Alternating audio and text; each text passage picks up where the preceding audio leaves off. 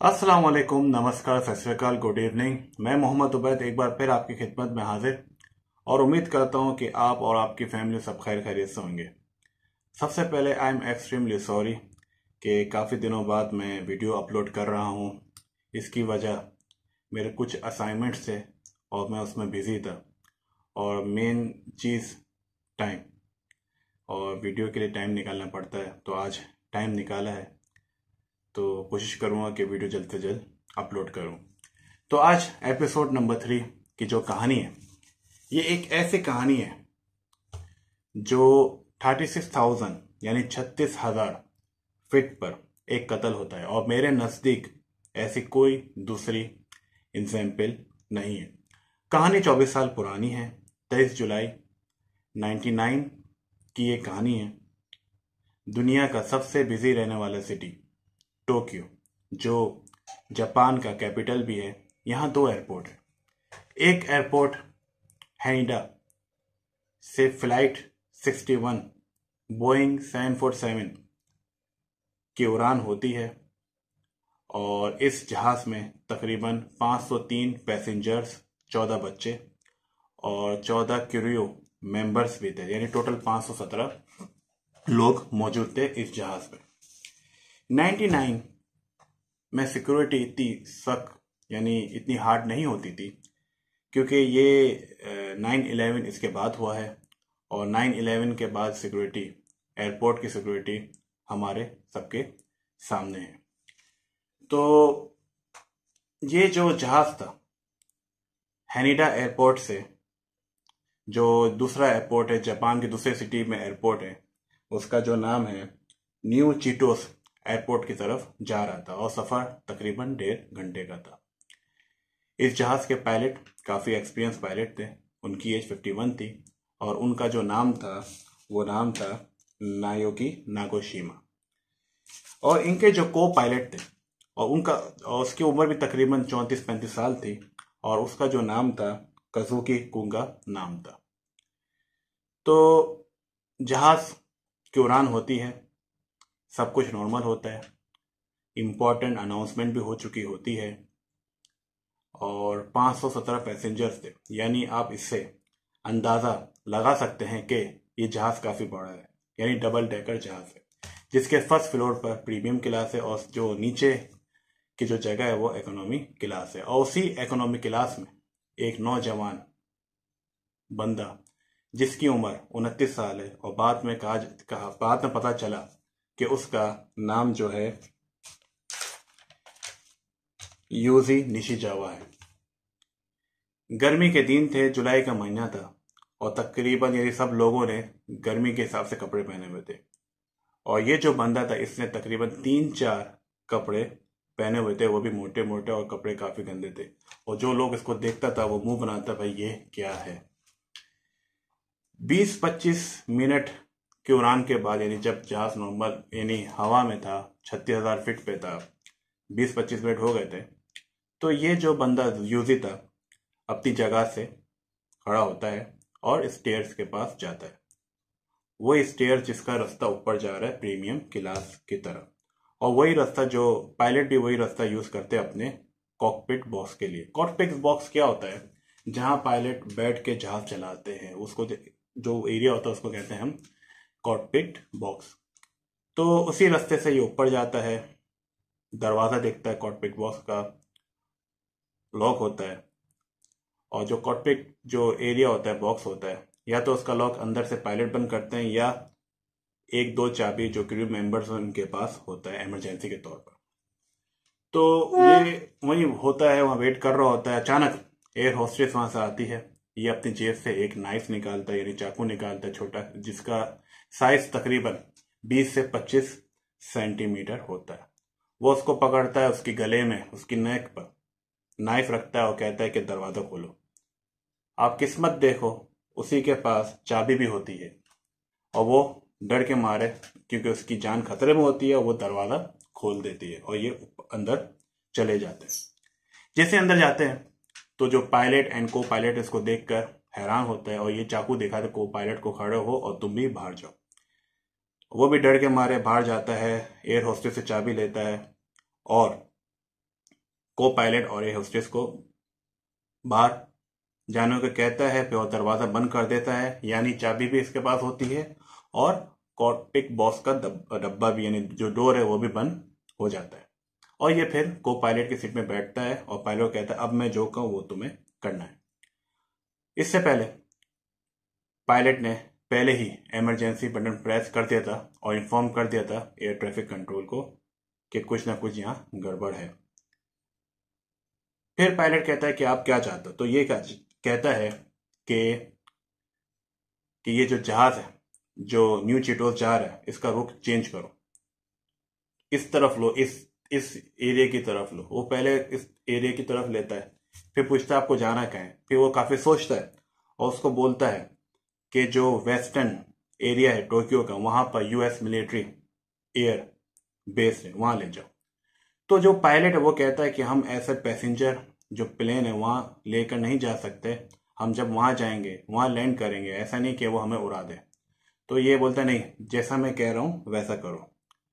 तो फिर जो पायलट है वो एयर ट्रैफिक कंट्रोल वाले से कांटेक्ट करता है कि ये हमारा जो जहाज है हाईजैक हो गया है और इसने मेरे ऊपर छुरी, यानी पास छुरी रखी हुई है और मुझे धमका रहा है कि यहाँ लेके जाओ, यूएस मिलिट्री एयरबेस पे लेके जाओ।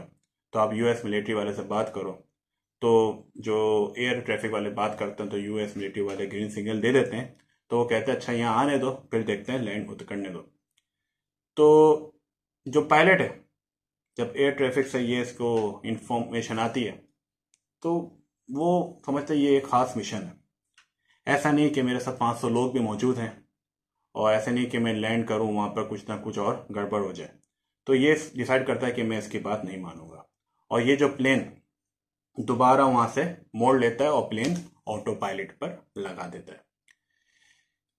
तो फिर जो यूजी है वो अपनी जगह से खड़ा होता है, वो कहता है कि क्यों बात मेरी नहीं मान रहे। तो बोलता है मैं नहीं मानूंगा और फिर जो जो चाकू है इसकी गर्दन पर रखता है और कहता है कि मेरी बात मानो। ये बोलता है मैं नहीं बात मानूंगा और ये समझता है कि ये मुझे मारेगा नहीं, क्योंकि अगर मार देगा तो प्लेन गिर के क्रैश हो जाएगा और साथ में ये भी मर जाएगा, तो ये मुझे नहीं मार सकता। मगर इसको ये नहीं पता था कि बहुत ये सीरियस है।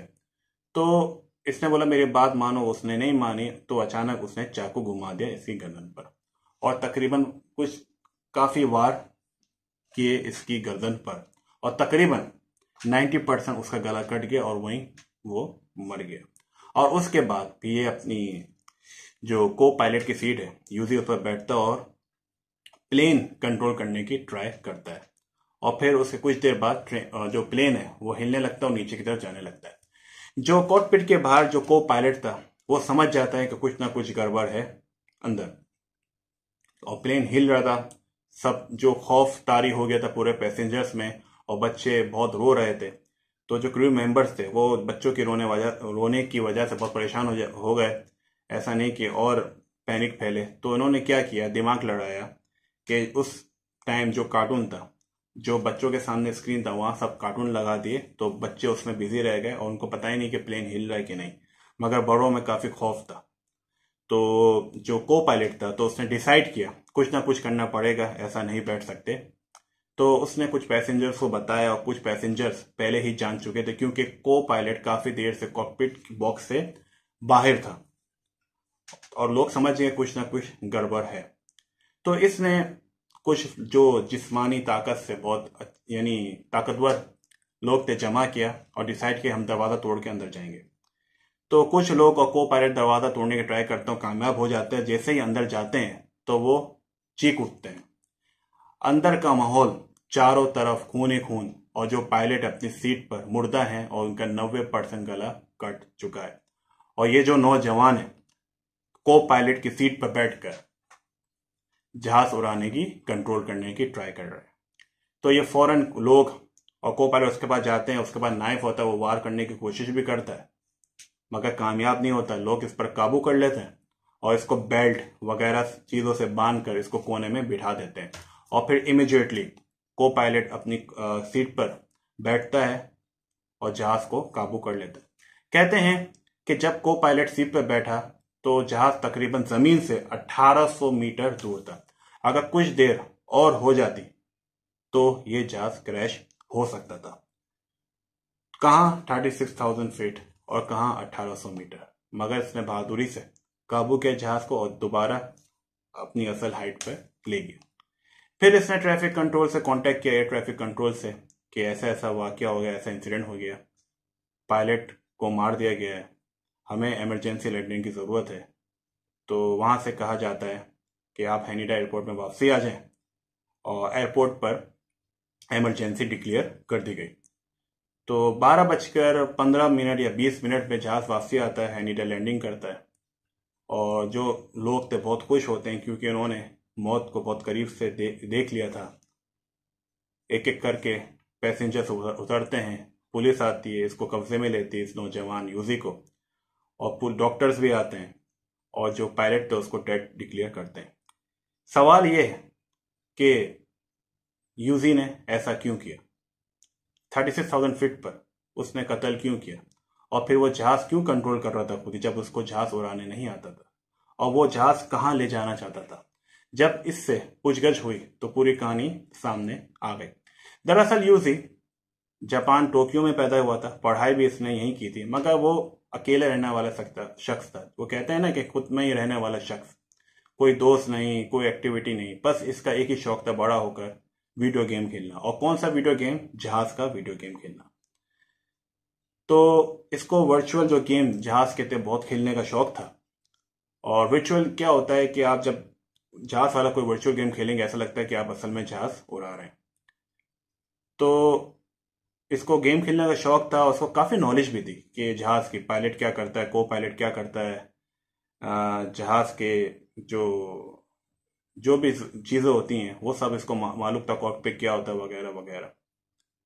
और फिर उसके बाद ये जो 1 घंटा 2 घंटे की डेस्टिनेशन थी वहाँ जाया करता, टिकट लेता और जहाज़ में बैठता। और उसी दौरान इसको एक चीज़ ने नोटिस की कि जैसे कि हम लोग जब कहीं जाते हैं जहाज़ में तो 20 केजी 30 केजी का वेट होता है, मशीन में डालते हैं, एक्सरे वगैरह होता है। तो 99 में सिक्योरिटी इतनी सख्त नहीं थी, तो खाली 20 केजी 30 केजी की वेट जो यानी जो हमारे बैग होते हैं उसकी तलाशी हुआ करती थी, और जो हमारे हैंड बैग होते थे और जो हमारी पर्सनल जो चेकिंग होती है उस वक्त नहीं हुआ करती थी। तो इसे नोट किया कि ये तो कुछ मसला है, कोई सिक्योरिटी गैप है, यानी कोई सिक्योरिटी इशू है, सिक्योरिटी लैब है। तो क्या करना चाहिए? तो इसने भी ट्राई किया कि कभी कभी जब ये 1-2 डेस्टिनेशंस कवर करता था, शौक था इसको, इधर उधर जाता था, तो कभी नाइफ लेके जा रहा है, कभी कोई भी शार्प एज वाली चीजें लेके जाता है, कभी ये पकड़ा नहीं गया।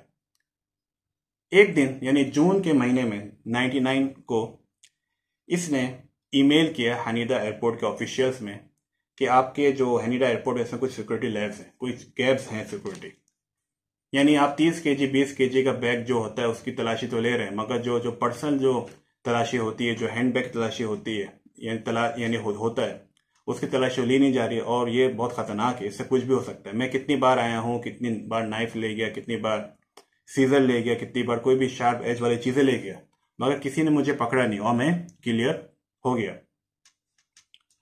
तो ये बात जब हैनिडा ऑफिशियल में मेल करता है तो वहां के जो ऑफिशियल्स होते हैं उनको वो सीरियस नहीं लेते और इसको इग्नोर कर देते हैं। और फिर 23 जुलाई को जो इंसिडेंट हुआ ये, इसमें भी इसने ये किया था कि 4-5 टिकट बुक की हुई थी इसने। अगर पहली टिकट यानी जो पहली फ्लाइट थी, अगर उसमें पकड़ा गया तो दूसरी फ्लाइट में ट्राई करता है, अगर सेकंड फ्लाइट में पकड़ा गया तो थर्ड फ्लाइट में ट्राई करता। मगर इसकी किस्मत देखेंगे, पहली फ्लाइट में क्लियर हो गया और नाइफ जो थी, जो चाकू था, वो जहाज तक ले गया। जो इन्वेस्टिगेट करने वाले थे, ओके हम समझते हैं कि तुमने इसलिए किया, मगर तुमने ऐसा क्यों किया? यानी तुम ये भी ऐसा कर सकते थे कि तुम जहाज तक पहुंचते और जो भी क्रू मेंबर्स थे उसको बोलते, भाई ये नाइफ आपकी कैसी सिक्योरिटी है, मैं नाइफ लेके आगे, किसी ने पकड़ा भी तो भी तुम्हारा मकसद पूरा हो सकता। मगर तुमने तो प्लेन हाईजैक किया, तुमने तो पायलट को मार दिया, और ये बताओ कि तुम जहाज कहाँ ले जाना चाहते थे। तो पहले तो इसने कहा कि यूएस मिलिट्री वगैरह कुछ और भी जगह का नाम लिया, फिर इसने बाद में हकीकत बताई कि इसको वीडियो गेम से बहुत प्यार था। इवन के जहाज के जो गेम होते थे एरोप्लेन के, इसका एक ड्रीम था कि ये खुद एरोप्लेन चलाए, और जो वहां पर जो एक रेनबो ब्रिज है जापान टोक्यो में, बहुत ही मशहूर ब्रिज है, वहां से स्टंट करे, यानी प्लेन रेनबो ब्रिज के नीचे से लेकर आए और फिर ऊपर उठाए। तो ये जैसे जो पुलिस और इन्वेस्टिगेट करने वाले होते हैं वो सुन के हैरान हो जाते हैं। बोलते हैं ये जो इतना बड़ा जहाज और वो पैसेंजर जहाज, पैसेंजर एरोप्लेन, ये किस तरह स्टैंड कर सकता है इतना बड़ा। इवन के ये भी जो स्मॉल जहाज होते हैं, जो छोटे जहाज होते हैं, वो भी बहुत पॉसिबल नहीं होता, बहुत ही मुश्किल होता। और ये पैसेंजर जहाज ले जाने की ट्राई कर रहा था, मगर इसने कहा था मैं इसलिए प्लेन उड़ा रहा था। तो फिर और भी इन्वेस्टिगेट होती है, डॉक्टर से बात की जाती है, तो पता चलता है कि इसके दिमाग में खलल है, यानी मेंटली फिट नहीं है, और ये जो है डिप्रेशन का शिकार है और ड्रग्स वगैरह लेता है। और फिर एक मामला ये भी अटका हुआ था, अब इसको सजा क्या दी जाए। तो फिर कोर्ट ने एक जो भी एक्सपर्ट्स थे उनका पैनल बनाया कि एक रिपोर्ट तैयार की जाए। और जब 6 महीने बाद रिपोर्ट आई कि तो ये डिक्लेयर हो गया कि ये बिल्कुल ही मेंटली फिट नहीं है। तो इसी तरह इसका फिर इलाज होता रहा, कुछ सालों तक इलाज होता हुआ उस दौरान इसने 3rd फ्लोर से छलांग भी लगा दी एक दिन, और इसकी टांगे भी टूट गई। अब 2005 यानी 6 साल बाद अदालत ने फैसला सुनाया कि इसको लाइफ टाइम यानी उम्र कैद की सजा दी जाएगी। और अब तक यानी 2023 तक अभी तक ये जेल में है, और जब तक मरता नहीं है और ये जेल में रहेगा। तो ये थी आज की कहानी। उम्मीद करता हूं कि ये कहानी आज सबको पसंद आई होगी कि कैसा अपना यानी ड्रीम पूरा करने के लिए 500 लोगों की जान खतरे में डाली, और एक मर्डर भी किया पायलट ने। मर्डर इसलिए किया, यानी पायलट क्यों मरा, 500 लोगों के यानी सोचने के लिए, यानी 500 लोगों की उसकी फिक्र थी, और उसने कत्ल किया और अपने ड्रीम पूरा करने के लिए। कहानी कैसे लगी आप कमेंट्स बॉक्स में ज़रा बताएं, और बहुत जल्द मिलेंगे एपिसोड नंबर 4 पर। और अपना ख्याल रखें। Goodbye, take care yourself.